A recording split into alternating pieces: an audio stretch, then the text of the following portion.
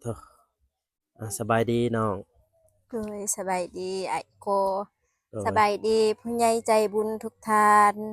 สบายดีFCพังไทยพังลาวต่างประเทศสบายดีเบิดทุกสุกคนเด้อโดยโทบรรยากาศยามแลงพี่น้องเอ้ยมาหาน้องเดิมเป็นจั่งใดเบิ่งเห็นอยู่บ่ทางหลังหั่นเห็นอยู่บ่เห็นดีใจบ่ดีใจเอโตสุดท้ายความฝันก็กลายเป็นจริงแล้วเนาะโดยอืโตอ่าพ่อแม่พี่น้องเอ้ยเบิ่งทางหลังก็เรียบร้อย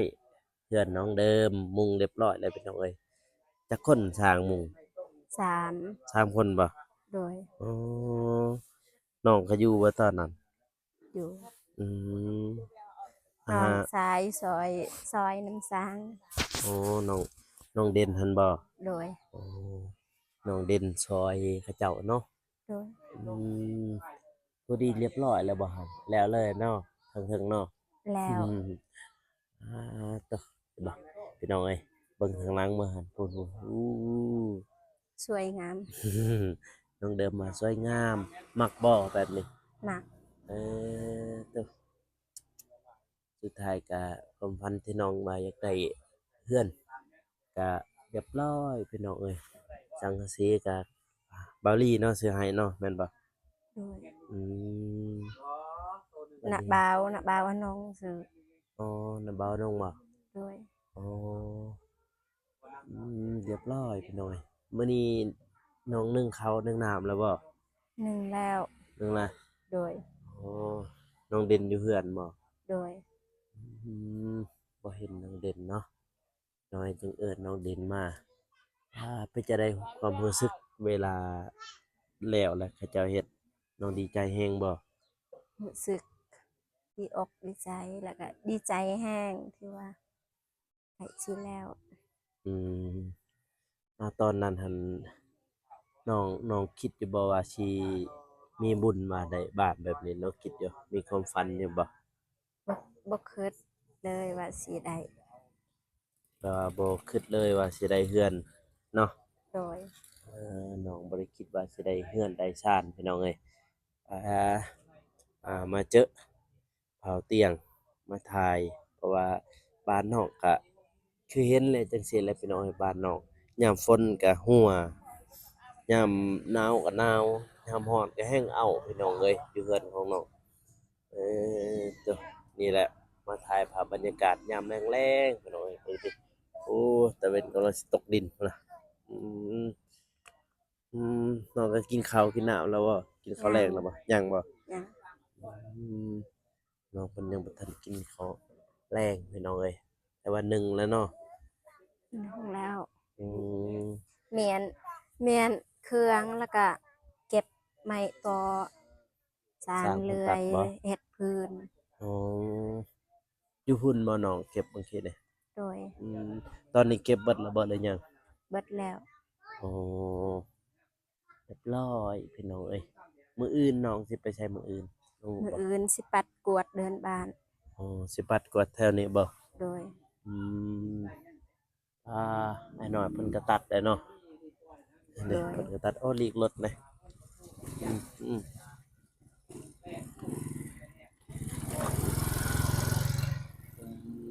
มื้อนี้เส้นทางนี่เส้นทางเที่ยวเขาเนาะ โดยโอ้เส้นทางเขาเจ้าเที่ยวพี่น้องทางนี้ทางพูนก็เข้าไปได้คือกันแต่ว่าเขาอยากไปทางนี้เพราะว่าไกลทางไกลทางอย่างหลายกว่าเนาะโดย โอ้แต่ว่าเขาเจ้าสิย้ายอยู่ที่ละขวดเบิ่งนะครับคันทางรถไปบ่ได้เขาสิยับคันว่าไปได้เขาบ่ยับอ๋อเพราะว่ามันถือคีนอยู่หั่นเพราะมันสิถือคีนครับอืมบัดนี้น้องเฮ็ดหยังกินแลงมีแต่นึ่งข้าวซื่อๆบ่ได้เฮ็ดของกินอืมมีแต่นึ่งข้าวปะไว้บ่โดยอ๋อนึ่งข้าวปะไว้พี่น้องแต่ว่าน้องเรายังบ่ทันได้เฮ็ดกินเนาะโดยอืมพูดบ่เอ็มน้อยพูดบ่ไปเบิ่งพูนเบิ่งหั่น อือโตนี่เรือนของน้องเดิมเรียบร้อยพี่น้องเอ้ยเขาเจ้าเฮ็ดเพราะว่า มื้อนี้ก็มื้อที่ว่าสร้างเราเฮ็ดเนาะอืมนี่ปลา M150 โอ้หลายขนาดเนาะนี่ว่าตัวบ่าวน้องเราซื้อมาฝากสร้างโดยเออ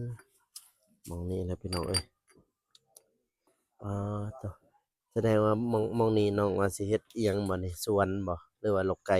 บ่เขายืบ่ไกลนเบิ่งลกไก่บ่ โดยอ๋อแต่ว่าเฮ็ดบ่เป็นลอกไก่ น้องเดิมน้องเด่นเด้เป็นอยู่ติน้องเด่นก็บ่เป็นอ๋อน้องเด่นแล้วบ่เป็นพี่น้องคือบ่ให้บาดเจ็บมาเฮ็ดย่านเบาเจ็บบ่ว่างอ๋อมื้ออื่นถ้าเรามาเจอกับเราเว้าพออยู่บ้านนี่เนาะสิเฮ็ดข้าวไก่เนาะโดยอยากเลี้ยงไก่แฮงอยากเลี้ยงเป็ดเลี้ยงไก่บ่โดยอืมวันนี้เป็ดไก่น้องมีแล้วบ่หรือยังย่างยังโดยอ๋อผู้ใดเห็นคลิปนี้ก็อยากสนับสนุนเนาะอยากให้ช่วยเหลือน้องก็อยากแบบว่าซื้อเอาแล้วเขาก็ขายอยู่ติเนาะท่านขายอ๋อขายเป็นคู่บ่หรือขายแนวใดแล้วใดเฮาอยากซื้ออืมส่วนหลายก็ขายเป็นคู่บ่เป็นบ่คู่หนึ่งบ่หรือว่าเป็นตัวเดียวเป็นเอาโตอืมนี่แหละเพื่อนชานบ้านอยู่ข้างนอกพี่น้องแล้วก็เบิ่งน่ะเรียบร้อยมื้อนี้ฝนตกบ่ทางไหนหึตกบ่ฝนตกบ่ทางนี้บ่บ่บ่โอ้ฝนก็บ่ตกพี่น้องทางนี้คิดว่าฝนตกโอ้ตกนี่เบิ่งเขาเจ้าตัดเลยมะม่วงไอ้น้อยวันนี้ไอ้น้อยตัดเองมะม่วงล่ะโดยเราตัดเองโดยอ๋อเราตัดเองเลยพี่น้องเพราะว่ามันอันนั้นเนาะมันแบบว่ามันถึกเฮือนน้องเลยป๊าดงามแล้วน้องฮู้แล้วว่าน้องสิเอาห้องอยู่ไสบ่ทันได้เลือกบ่ เลือกอืมเลือกก่อนได้ก่อนได้มีสิทธิ์ก่อนได้เบิ่งโตมาอยู่ฟังเบื้องสางอีกเนาะสบายดีเด้อสางเด้อเจ้าสบายดีโดยอะจั่งใดบัดนี้เวียกงานเสร็จสิ้นเนาะ แม่น มุ่งโอ้นี่เรียบร้อยเลยเนาะแม่นอืมอ่าได้จักมื้อละเฮ็ดนี่6 มื้อ6มื้อก็มื้อนี้บ่แม่น7มื้อนี้บ่มื้อที่7มื้อที่6หั้นเฮาบ่ได้เฮ็ดพักมื้อหนึงเด้อืมอะไรเต็มก็แม่น7พอดีมื้อนี้อะไรมื้อที่7เนาะ แม่นอ๋อ7มื้อหรือว่าอาทิตย์หนึ่งพี่น้องหนึ่งสัปดาห์เนาะสร้างเฮ็ดแต่ว่าโอเคอยู่ได้นี่พุ่นน่ะข้าวเดียวได้นี่เบิ่ง เบิ่งนี่ก็ไวเติบเนาะอืมอ่าตัว7มื้อพักจักมื้อบัดนี้พักมื้อหนึงมื้อเดียวหะแม่นเดียวมืออื่นนี่เออมื้ออื่นก็สิพักอีกมื้ออื่นมื้ออื่นก็สิพักอีกบ่แม่นรอท่าบ่าวนุ่งเพิ่นซื้อต้งกับไม้แป้นปูเนาะเพราะบ่ทันได้พอเฮาเอาไม้แป้นปูมาเฮ็ดปานลมอ๋อเอามายึงใส่อันน่ะไม้เสื้อรานี่แต่ว่าเฮาบ่ยึงใส่มันก็อ่อนเนาะมันก็ยึงใส่มันแข็งแน่ให้มันแข็งให้มันงามให้มันแม่ดีแล้วนยังไงเนาะโอเคอ๋อเฮาบ่อยากซื้ออันน่ะปันลมของมันเองมันก็แพงเนาะแพงแล้วสิอืมแสดงว่ามื้ออื่นนี่หยุดงานเนาะ หยุดงานมื้อหนึง งานมื้อหนึ่งแจ้ง สร้าง FC เพิ่นก่อนล่วงหน้าโดย จังว่าสิว่าโอ้บ่ได้มาอัปเดตหยังโอ้โหว่ามันเท่าไรเลยมันเฮ็ดหยังแล้วต้นงานแล้วบ่ มา ยัง อั บ่ ป ทันเดตได้ต้นเด้อว่ะมาอัปเดตข่าวสารเนาะมื้ออื่นนี่แม่นว่าสร้างนี่จะ หยุดงานหรือว่าพักงานเนาะพักงานหนึ่งมื้อเนาะแม่นอ๋อบัดนี้สร้างสิไปไสบัดนี้ ไปยังนาหมักจับสร้างรามโอ้เพิ่นไปยังนาหมักจับสิไปแป้งละคั่วแม่นงัวเขา เอางัวเข้า เออสร้างก็ต้องมีส่วนตัวแหละจักหน้อยหนึงเนาะ เพราะว่าว่าเฮ็ดแต่ทางนี้ก็มีแต่ทางนี้แหละสิได้ทางส่วนเจ้าของหั่นสิหกปะแหละ แม่น อืมมื้ออื่นเพิ่นก็หยุดงานพี่น้องบัดนี้ไม่แปดนี่พอแล้วบ่ไม่แป้นยังซาว ยังบ่ 4 แผ่น ยัง ใน 24 แผ่นปูนี่ยัง24แผ่นยัง5แผ่น6แผ่นก็พอแล้ว โอ้ อันนี้เฮามันยิงใส่หั่นแหละ อืมๆ ลาย มี เติบ ไม่แป้นแอบเนี่ยเอาอะยังแอบ ไม้เสื้อระ อ๋อไม่สละเนี่ยบ่ เจ้า อ๋อไม่สละแอบเอางามแน่เนาะบัดนี้ เออ เงินน้องเดิมเถอะประมาณจักทิศอีกประมาณกะไว้แล้ว ประมาณ2ทิศ เอาง่ายๆก็คือถ้าว่างบเฮาพอนี่ข้าวเดียวเนาะ แม่น ว่าบ่ ประมาณ2ทิศ อืมถ้าว่า บ่ งบ ซ่าเด้ถ้าว่าบ่ซ่าแล้วเฮ็ดไปเรื่อยๆก็ประมาณทิศหนึง อืม นะ ถ้าว่างบเฮาพอ อืม ก็สร้างว่าข้าวเดียว อืม ตัวก็มือตื้อๆเลยพี่น้องเอ้ยมื้อนี้มาอัปเดตข่าวสาร เพราะว่าสร้างเพิ่นก็มุ่ง 8 แส เรีย น นอืม 10 แผ่น 8 แสนแม่นบ่ อืม 9 แผ่นล้าน6 24แผ่น 4แผ่นอีก 24แผ่น 24แผ่นอ่า 2ล้าน ประมาณนั้นแหละ3ล้าน2 3ล้าน2บ่ได้ดีเลย 2ล้าน6 ฮะ2แผ่นขายได้บ่ เออ สบายดีเด้อ เออเด้อ 80 อืมอันหนึง แผ่นหนึ่ง 80 แผ่นหนึง80 10โตกับ8แสน20โตกับล้าน6 อืม บัด4 24โตเด้ คุณน่ะติเนี่ยเอาโทรศัพท์ไปคุณก็ได้ 2ล้านแล้วหั่น24โต2ล้านเลย 2 ล้าน3แสน20เอา4แสน 2ล้าน 3ล้าน โอ้ยเนี่ยดิ บ่ ฉันนี้โทรศัพท์มาคูณน่ะ นี่เบิ่ง 10ตัวก็8แสนนี่ อืม โอ้ เออ20โตกับล้าน6นะ อืม 24อันตัว4อันมาใส่เบิ่ง24อัน8แสน คิดว่า40อีก 4โตกับ48เท่าไหร่32แม่นบ่ 24 กะ2ล้าน2ล้าน จักโตทั้งหมดบ่จักโตทั้งหมด พันแม่นบ่ แม่น บ่จักโตทั้งหมด ก็หมด อ่ะ 4 24คูณ80 20,000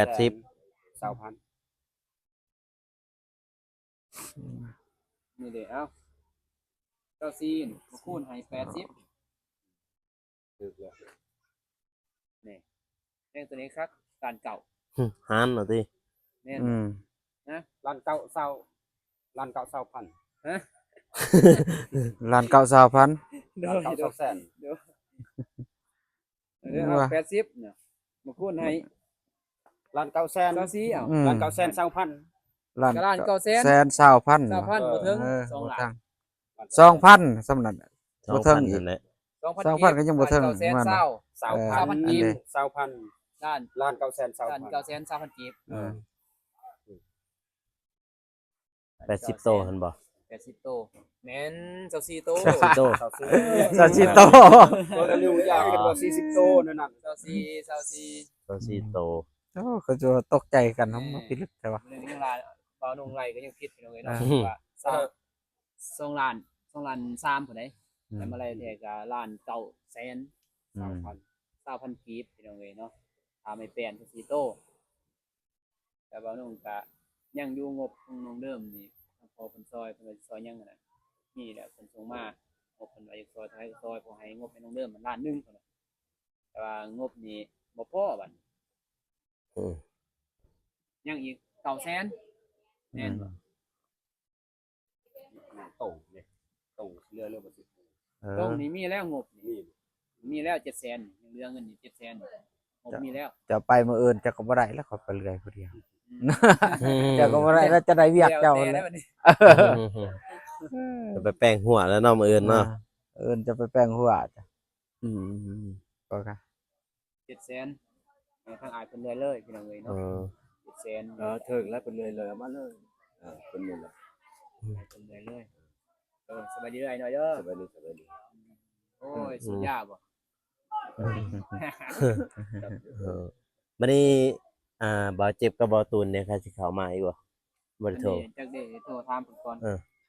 พี่อยู่มาทางนี้บ่ครับ บ่เห็นมือ มันจะได้เห็นเฮือนเฮานะ อืม โปรโมทเฮือนชาติเด้ อ่า เดี๋ยวน้องเดิมแน่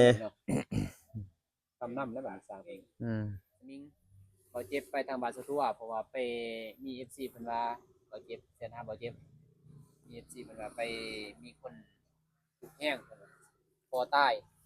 แต่แม่กับลูก อืม พอตายปะเนี่ยเลยไปเบิ่งว่า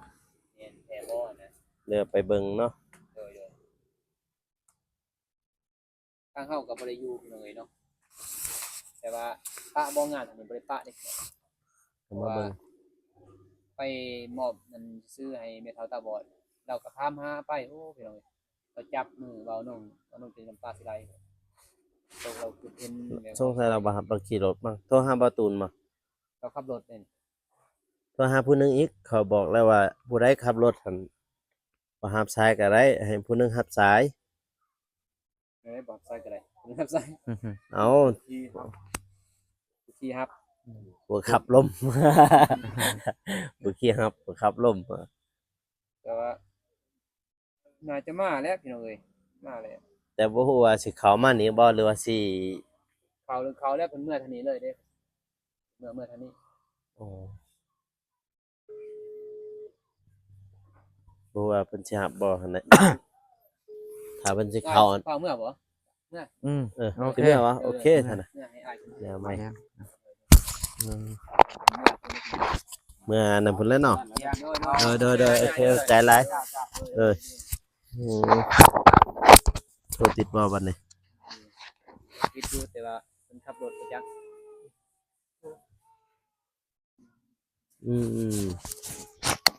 จะได้น้องเดิมดีใจบ่ได้บ้านใหม่แล้วบัดนี้ บ้านใหม่ตะบ้านแรกพี่น้องเอ้ยดีใจอยู่ตอนนี้ทำแล้ว